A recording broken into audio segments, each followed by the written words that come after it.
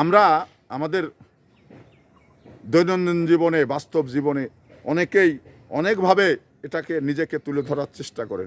অনেকেই অনেকভাবে আজকে কি বলছেন, তারা কখনো এই রাজনৈতিকভাবে সক্রিয় ছিলেন না, আজকে এসে তারা বলছেন যে আমরা এই করেছি সেই করেছি।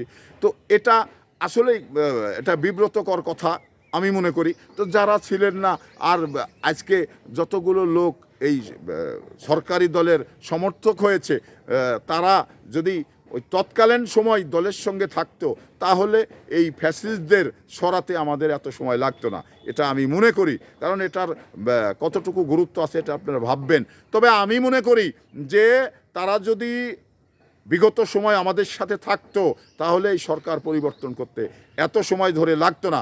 কারণ এখানে বিভিন্নভাবে আমি শতকরা আমাদের ইউনিয়নে প্রায় 25 থেকে 28,000 লোক, এর 20,000 লোক হলো জাতীয়তাবাদী দলের সদস্য বা মানে সমর্থক।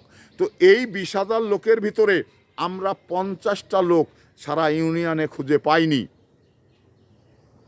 পাইনি, তাদের ডাকলে যায়নি, তারা মানে যেতে চেয়েও ফোন বন্ধ করে রেখেছেন।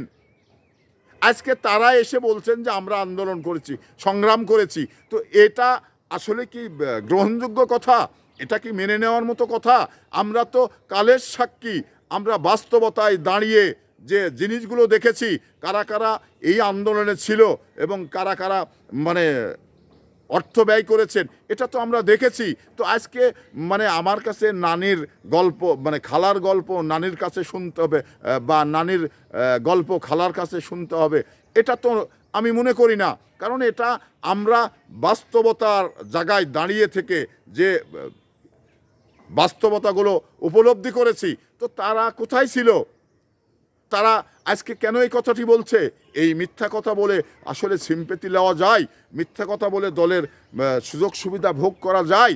এটা যায় না, এক সময় বইয়ের প্রকাশ ঘটেই।